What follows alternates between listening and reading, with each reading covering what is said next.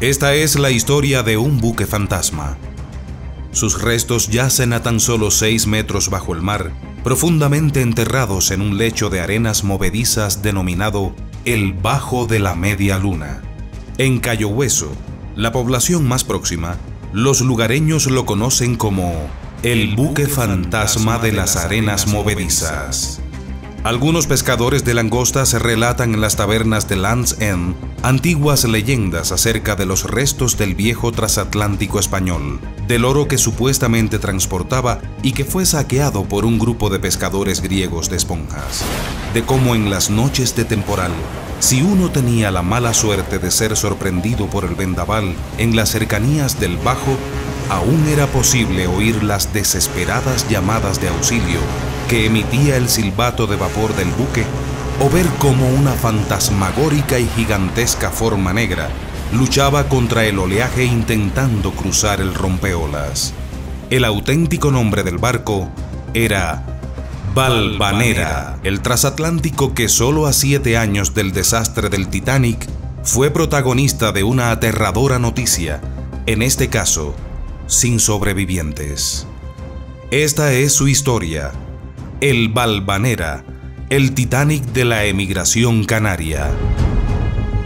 El Valvanera no fue un transatlántico de lujo que transportase millonarios y celebridades, o de un buque de guerra que representase de forma oficial al Estado español en sus navegaciones.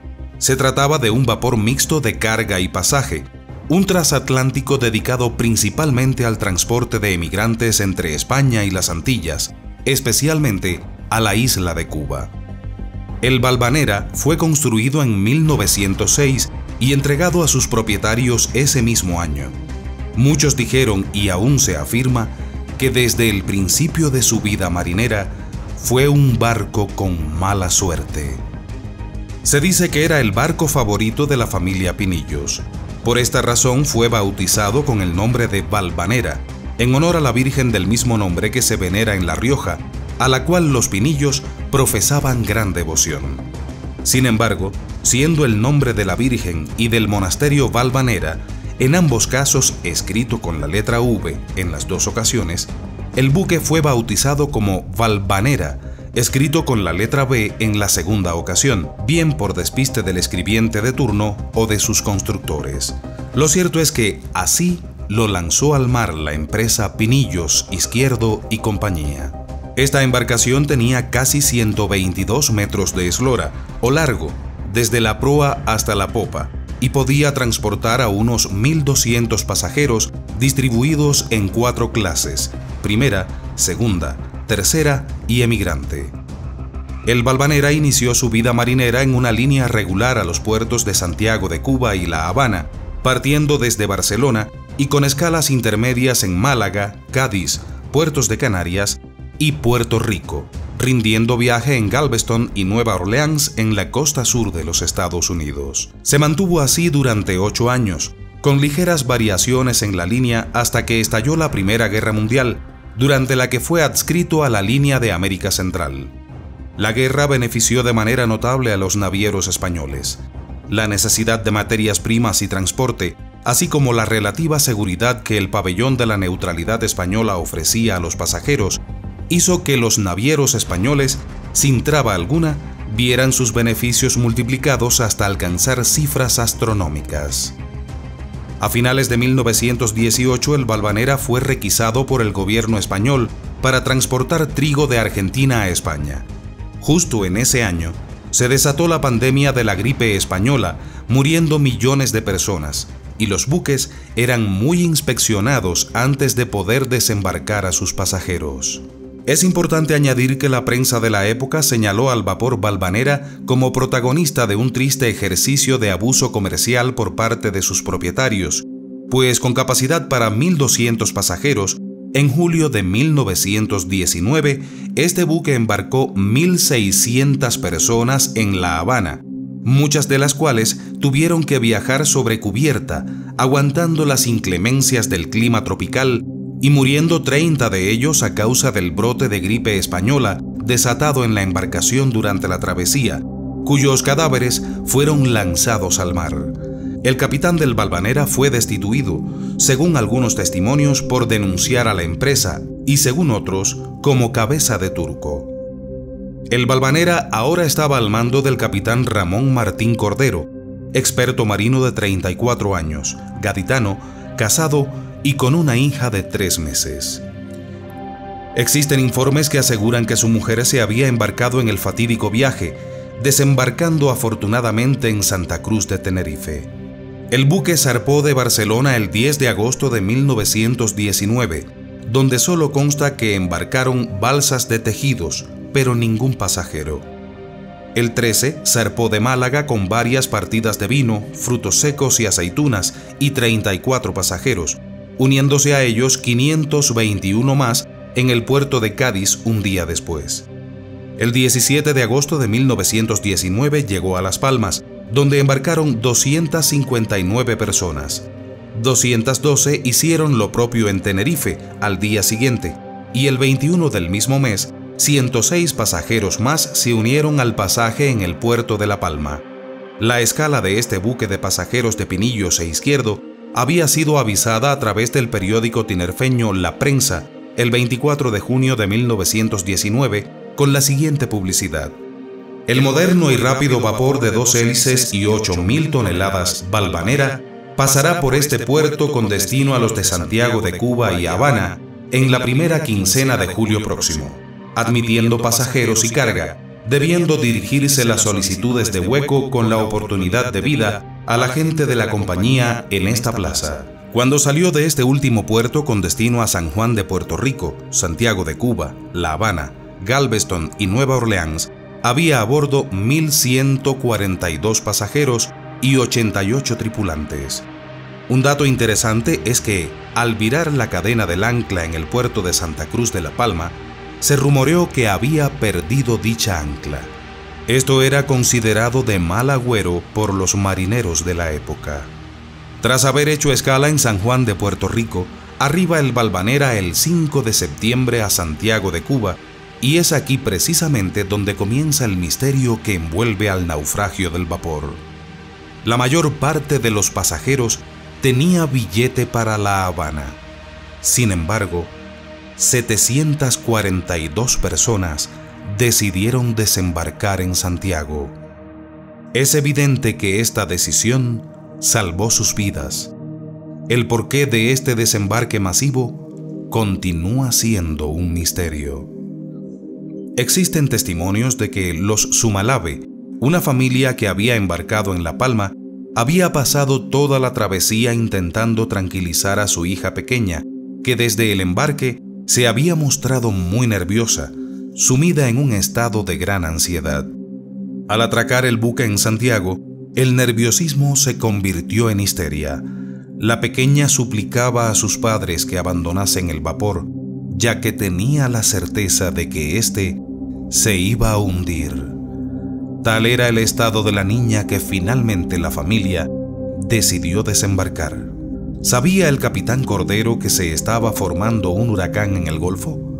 Probablemente no, porque los métodos de predicción meteorológica de la época no se asemejaban ni remotamente a los actuales. En todo caso, se deduce que el capitán calculó que disponía de tiempo suficiente para alcanzar el puerto de la capital cubana antes de que el vórtice del huracán entrase en la costa norte de la isla. Entonces, el mismo día 5 de septiembre, se hizo a la mar el Valvanera con 488 personas a bordo, entre pasajeros y tripulantes, y lo hizo con las mejores condiciones de navegación y seguridad para el breve viaje, con una gran reserva en la flotación y a media carga. Se le vio navegar hacia el oeste por la costa septentrional de Cuba después de haber remontado Punta Maicí. Testigos presenciales aseguraron que iba fuerte y apretando fuegos para entrar cuanto antes en La Habana. Pero el ciclón corrió y pudo más. El mal tiempo comenzó a escorarlo y, según afirmó el capitán de un correo británico que pudo entrar en el puerto habanero, cuando lo cruzó frente a las costas de Caibarien, el temporal se le echaba encima al Valvanera y este, muy tumbado, forzaba y seguía a toda máquina para alcanzar el puerto de La Habana al anochecer. El día 9 por la noche, los vigías del Castillo del Morro, a la entrada del canal que conduce hasta el puerto de La Habana, distinguieron en medio del viento huracanado las luces de un buque que pedía práctico por medio de una lámpara Morse. A pesar de que desde el atardecer había sido encendida la señal que indicaba que el puerto se encontraba cerrado, 3 luces rojas dispuestas verticalmente, los vigías encendieron una nueva señal. 3 luces en línea vertical, blanca la superior y verdes las inferiores. El estado de la barra no permite salir al práctico. Probablemente la última señal que hubieran deseado ver aquella noche desde el buque. Lacónicamente, el capitán del desconocido vapor indicó por señales que intentarían capear el temporal en alta mar. Lenta e imponentemente, el buque fue virando, enrumbando hacia el norte entre las gigantescas olas que se estrellaban contra los acantilados. En pocos minutos, sus luces se perdieron entre la lluvia y la furia del mar. Se supone que dicho buque era el Valvanera.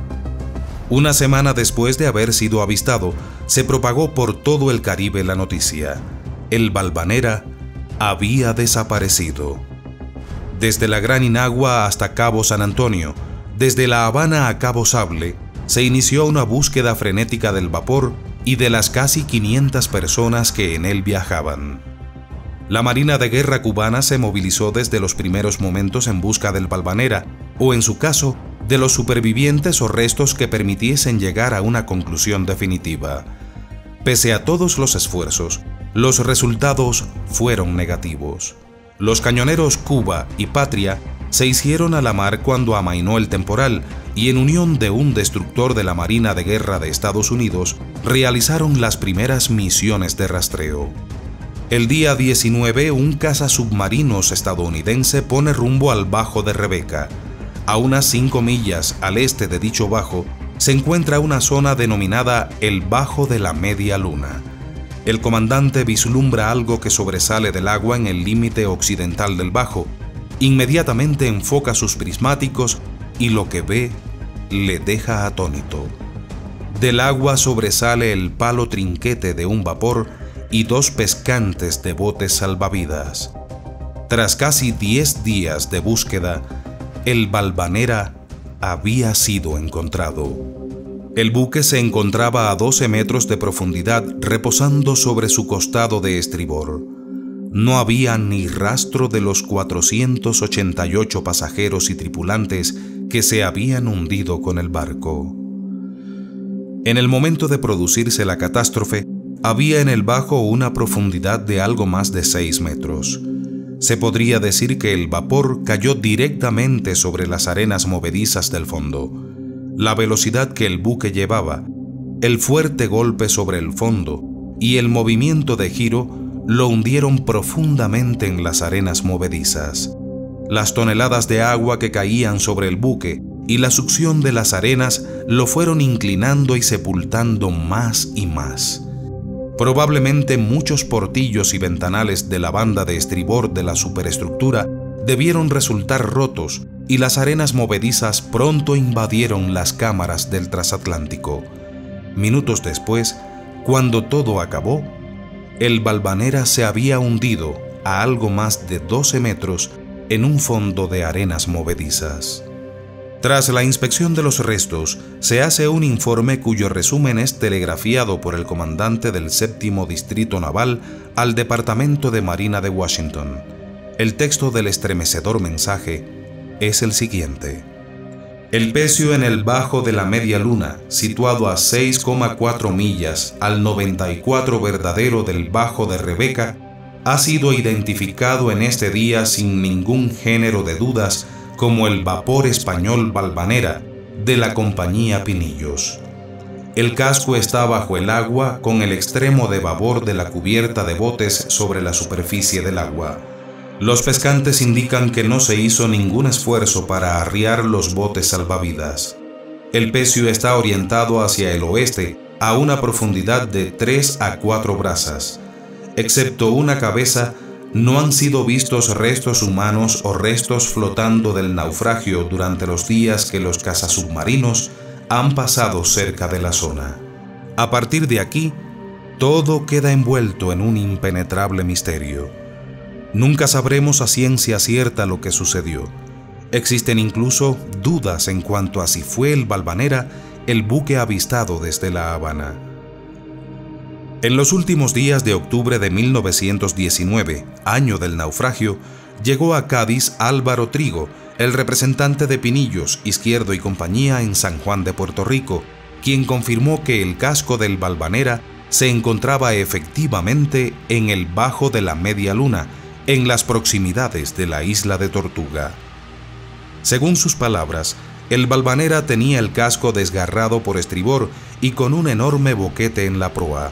Cerca del liner español se encontraban los restos de un velero americano que, asimismo con la proa destrozada, se presumía que habría colisionado con el Valvanera durante el ciclón.